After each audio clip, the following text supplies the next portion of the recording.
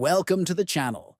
Today we're going to show you how to control your privacy in the Best Buy app by enabling the option to not sell your personal information. If you care about keeping your data private and want more control over how it's used, first, open the Best Buy app on your mobile device.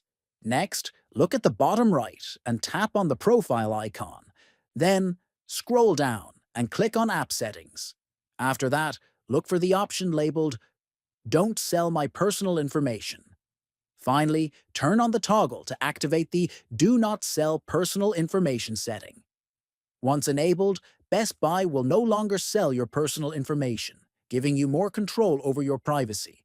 By following these simple steps, you can protect your personal data and make sure your information is not sold by the Best Buy app. This helps you maintain better privacy and peace of mind while using the app. If you found this video helpful, make sure to subscribe to the channel, give it a thumbs up, and share it with others who might benefit.